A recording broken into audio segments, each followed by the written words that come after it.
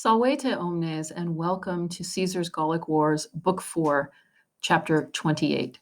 When last we left Caesar, he had beaten the Britons, and we are now getting hostages, and there was peace being confirmed. And so we continue to talk about that in this next section.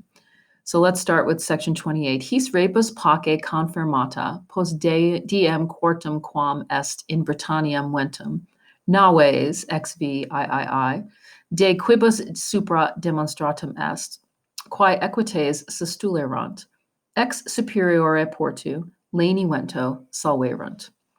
So we're going to start off here with an ablative absolute, as Caesar tends to enjoy doing. So with peace having been confirmed, that's technically the full ablative absolute. With peace having been confirmed by these things.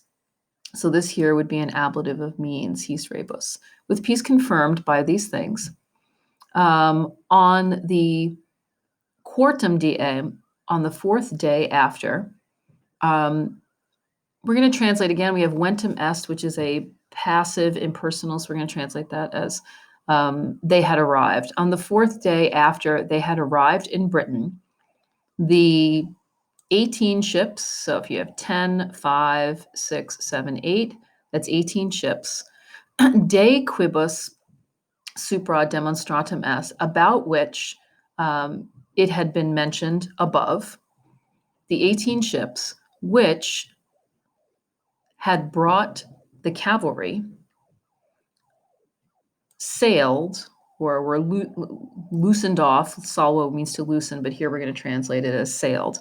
Sailed from the superiore portu, so just a little prep phrase here, from the upper port. And then here we have another ablative, by the gentle wind, or in the gentle wind. So this 18 ships, about which it was mentioned above, which had carried the cavalry, sailed from the upper port by the gentle wind. So continuing on, quae cum appropinquarent Britanniae et ex castris viderentur.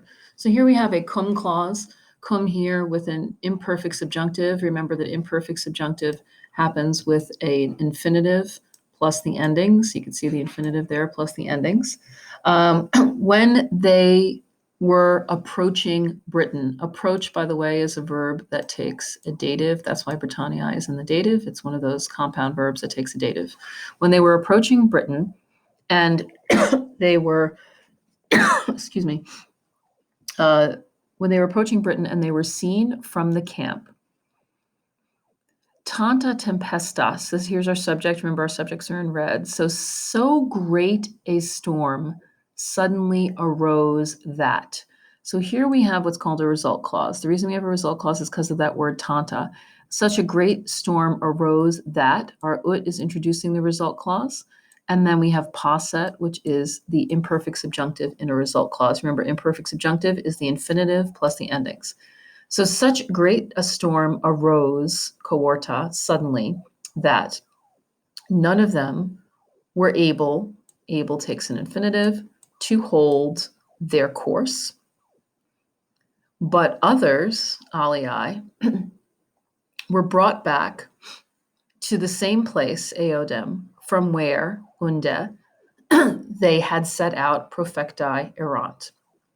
Others, ad inferiorem partem insulae, to the lower part of the island, quae est proprius solus occasum, which is nearer, here we have a comparative, which is nearer the setting sun, magno sui cum periculo, with great danger to themselves, were dejecarentur, were driven off course. So the others, literally, there's our others right there, were driven off course.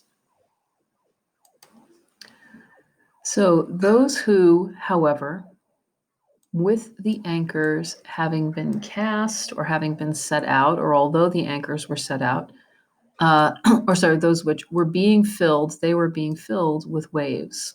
Necessario, out of necessity, with night falling, nocta adversas, they were put off into the sea. having been put off, proecti, a little participle there, into the sea or into the deep, they sought the main land.